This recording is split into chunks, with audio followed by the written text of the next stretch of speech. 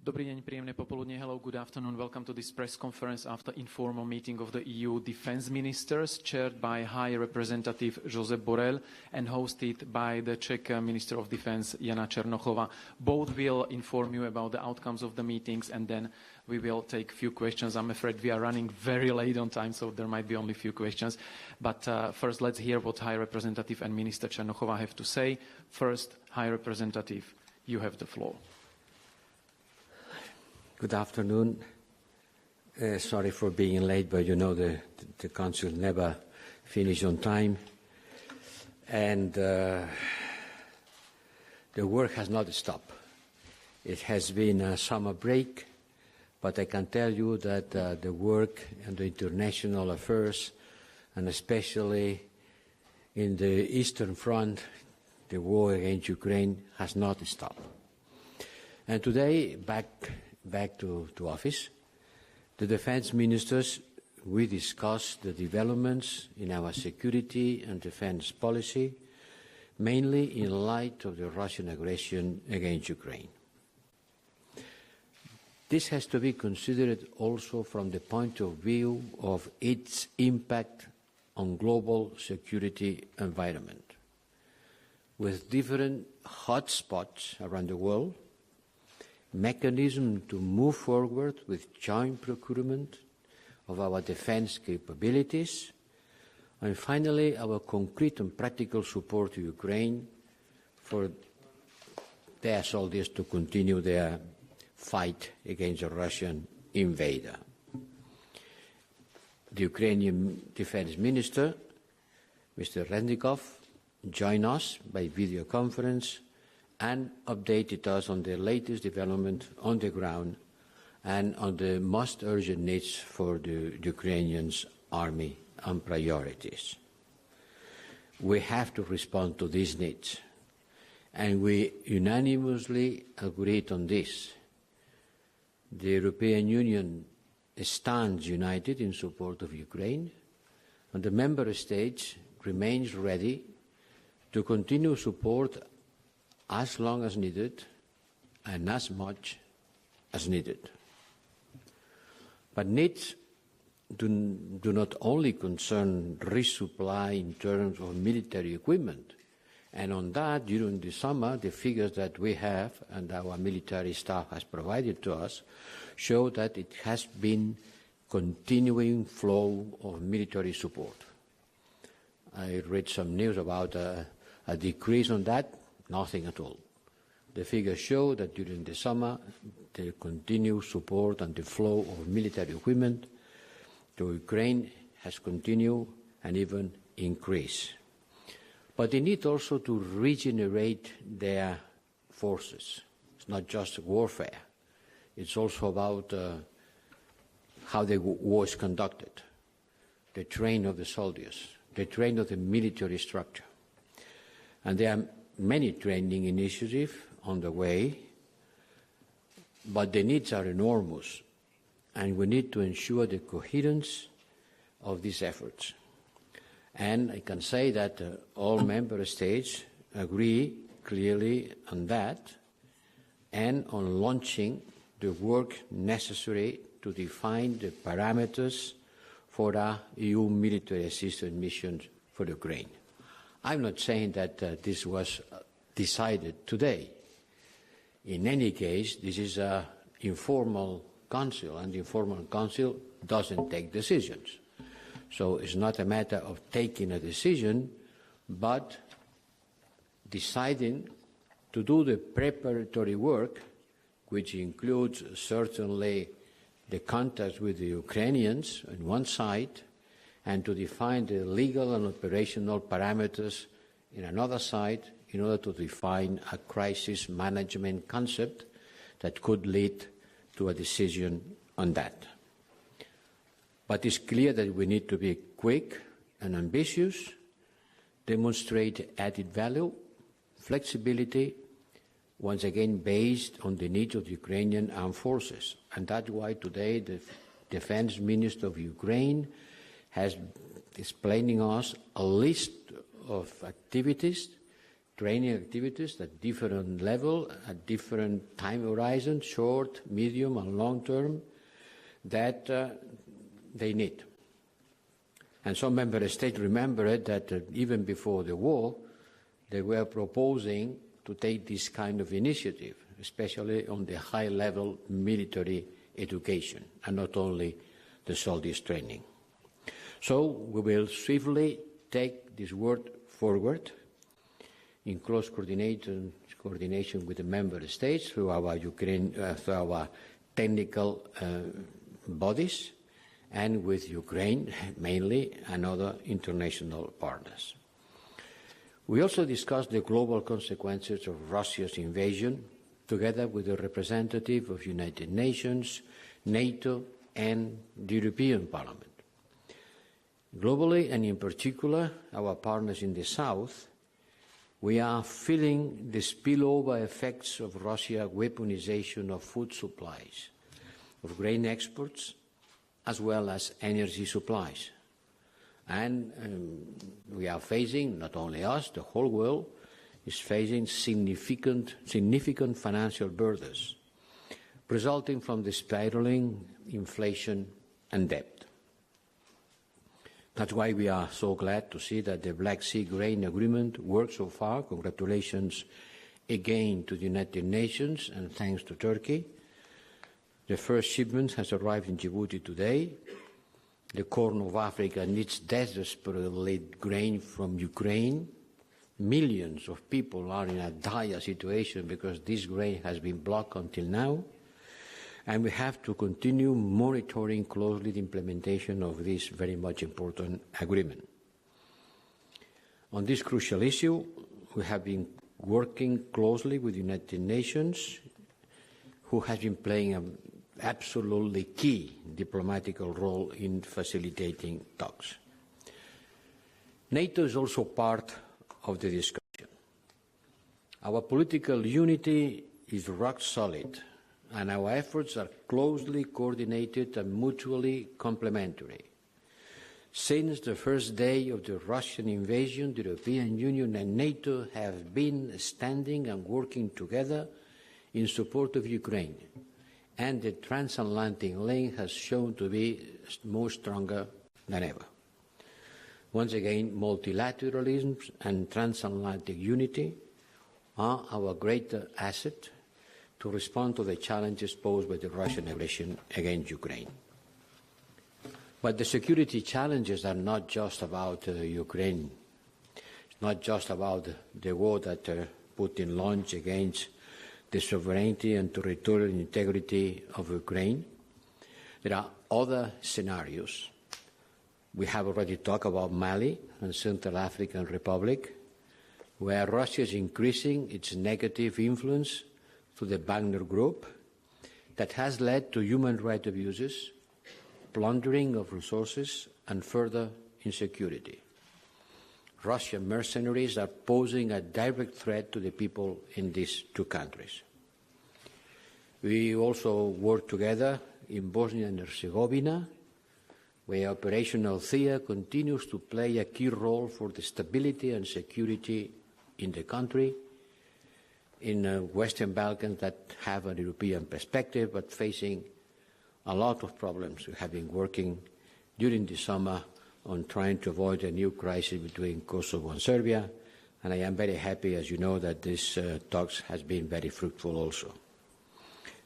The role of Operation Althea has becoming more and more important in view of the ongoing political crisis in Bosnia and Herzegovina, and the regional tensions are being fueled by foreign interference. Our commitment with Bosnia and Herzegovina will continue. And finally, if I can say finally, because this kind of discussion never finish, we held an interesting exchange of view on how to boost our defense industrial capacities. You cannot talk about defense without talking about defense industry, and how to address capabilities and leveraging our economies of scale. And based on the proposal that I, together with President von der Leyen, presented to the European Council, the European leaders call to make progress on fostering joint procurement and helping the European defence industry to ramp up the production capacities. It's going to be an increase on defence expenditure. It's going to be an increase on demand to the defence industry. The defence industry has to ramp up their capacities in order to provide what the European armies will ask for. We are working on that with Commissioner Breton, who was present during our meeting. For that, we have set up a task force to support member states and coordinate their very short-term needs in order to refill their stocks of arms. As you know, the Commission will provide from the European budget 500 million for the next 2 years in order to incentivize the joint procurement of the European armies. Thank you to the Czech presidency to continue to support us in our efforts to get a swift and ambitious agreement in the Council about how to use these resources, and after with the European Parliament. I know it's not an easy task. It will require time and efforts to start delivering concrete results. But I think all ministers were very much aware that we are taking concrete and historical actions to ensure that the increases in defence spending will result also in increases in a more efficient spending. It's not only about spending more, but spending better. And in order to spend better, the best way is to spend more together. This means collaborative spending, and that's why we started with this system of joint procurement. Minister, thank you very much for your hospitality, and thank you to all of you for your attention. Krásné odpoledne i za mě. Já jsem velmi ráda, že můžeme dnes hostit neformální setkání ministrů obrany Evropské unie. Je to první setkání od doby, kdy Česká republika převzala předsednictví v Radě Evropské unie. Scházíme se ve velice turbulentní době, kdy čelíme mnoha bezpečnostním hrozbám.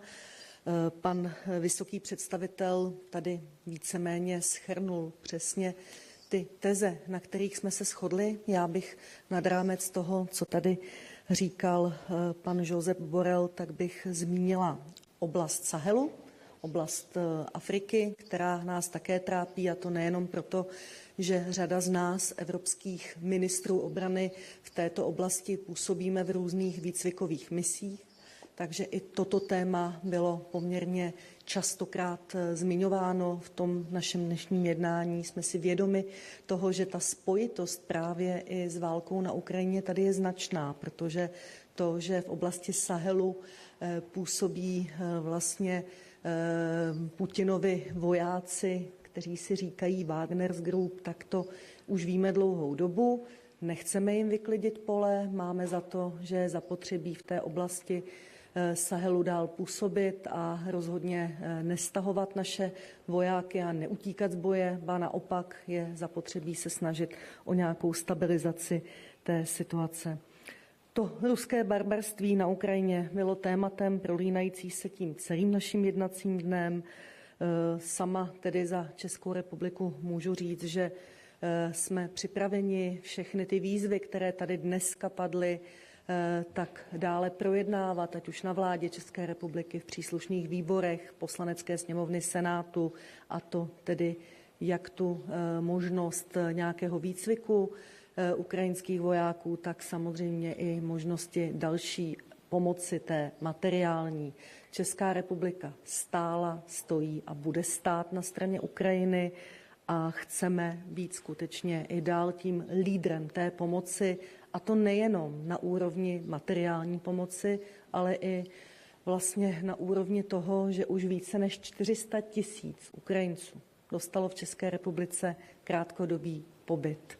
Jsou tedy tady, teď s námi v České republice, a já jsem na to jako ministryně vlády České republiky hrdá, že tady můžu dneska stát jako zástupkyně země, která se chová tak, jak se k demokratické zemi sluší a patří.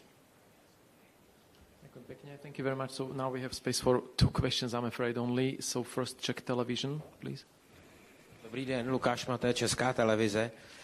Já bych se chtěl zeptat ještě na dodávky zbraní na Ukrajinu. Ráno od některých ministrů zaznělo, že ty státy, které nejvíc podporovaly Ukrajinu, začínají mít vlastně problémy s tím, že nemají možná dost zbraní na zajištění vlastní bezpečnosti, protože Ukrajině poskytly a budou žádat jak finanční prostředky, tak možná náhrady od dalších členských států těch zbraní, které poskytly. Mluví se o tom na Slovensku, Česká republika taky poskytla poměrně dost zbraní.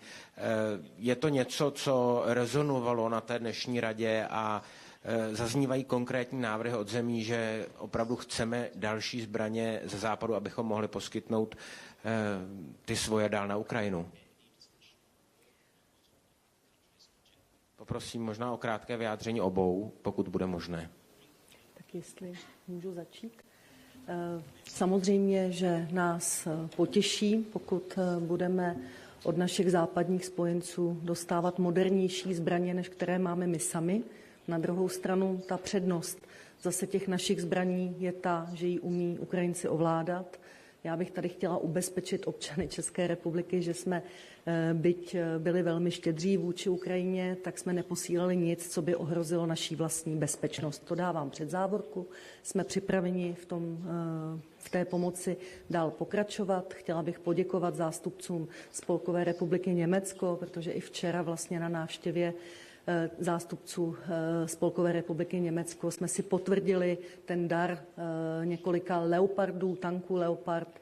Pokud od dalších zemí dostaneme nějaké další jejich moderní zbraně, budeme za to rádi. Ostatně i o tom byla přednedávnem ta dánská konference, respektive konference, kterou iniciovalo Dánsko a která by měla řešit nejenom tuto záležitost, ale i nějaké možnosti, které v našich zemích jsou z hlediska opravárenských závodů nebo i různých kapacit výrobních.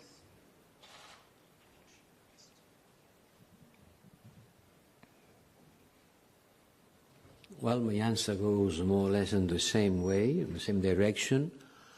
You have to make the difference between the European Union effort on supporting Ukraine, where all member states participate according with their GNP, according with their economic size. And this is the European Peace Facility that has provided 2.5 billion euros until now. 2.5 billion until now. But this is a collective effort. And then you have to add up what each member state does by its own. And the differences are important. Certainly some are doing more than others. But it is done on a voluntary basis. There's nothing to do with a decision from the European Union, nor with the use of European funding. Each member state sovereignty, using its sovereignty, its decision-making process, provides arms to Ukraine. I can tell you about the European Peace Facility. Okay, thank you. So last question, Frankfurter Allgemeine Zeitung. V treťom rade na konci. Thanks a lot. Thanks a lot. Thomas Kutschka, Frankfurter Allgemeine Zeitung.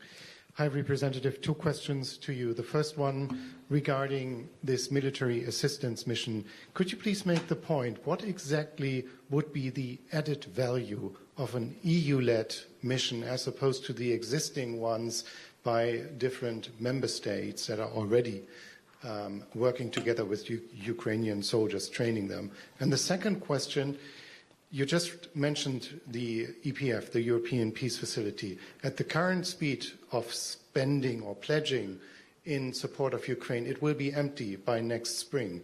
So what should happen afterwards?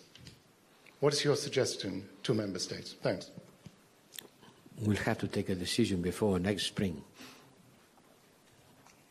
Let's take care of the everyday problem. Today, the problem was not the future of the European Peace Facility. The European Facility has a budget of 5.7 billion. So we are far from exhausting it. This is about the European Peace Facility. About the content of the mission, it's clear that some training activities that are being done by some member states are well done at the level of member states. For example, if France provides a certain type of guns, they provide training, and they better than anyone else can provide this training because that's their guns, no? But there are several processes in order to make an army work which are related with the whole functioning of a complex body like an army. And the Defense Minister of Ukraine has been explaining in the short term what they need, in the medium term what they need, in the long term what they need. And some of the needs they have explaining to us today, I'm sure it could be better provided pulling the capacities of the member states and looking for the speciality of each one of them. High-level training, organizing logistics, organizing military health, providing protection against nuclear, chemical or biological weapons. Well, that cannot be solved overnight, but we have to put the basis of an army who has to fight and will have to fight for quite a long time.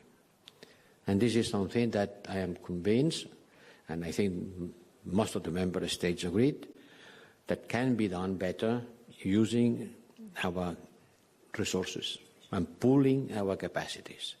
And that's what we are going to study together with the Ukrainians and the member states in order to identify the concrete parameters that can be part of this mission.